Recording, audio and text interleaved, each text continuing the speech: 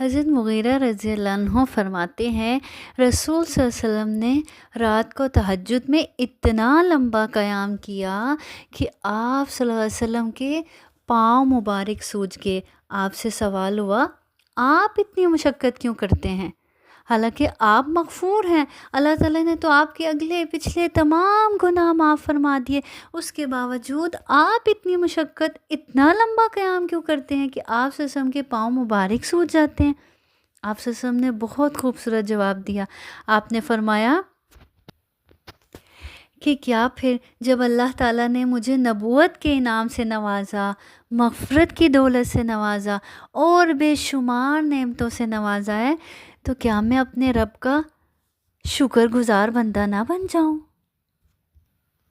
بہت ہی خوبصورت اور گہری بات کہ اللہ کے مجھ پر اتنے احسانات ہیں، اللہ نے مجھے میرے گناہ معاف کیے ہیں، اللہ نے مجھے نبوت کی دولت سے نوازا ہے اور بے شمار نعمتوں سے نوازا ہے، تو میں اس کا شکر گزار نہ بندہ بنوں؟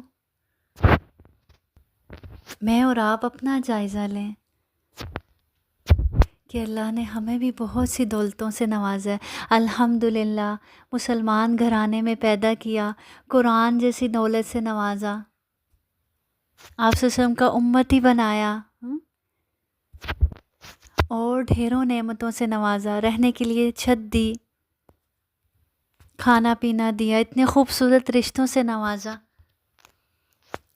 تو میں نے اور آپ نے کب اس سوچ سے اپنی زندگی میں کتنی بار اس سوچ سے عبادت کی ہو کہ میرے رب نے مجھے اتنا نوازا، اتنی دولتوں سے نوازا، ایمان کی، قرآن کی، تو میں اس لیے عبادت کروں اللہ کی کہ میں بھی اللہ کی شکر گزار بندی یا بندہ بن جاؤں۔ ہم اگر غور کریں تو ہم نوافل کی کثرت کب کرتے ہیں، ہم تہجدیں زیادہ کب پڑھتے ہیں؟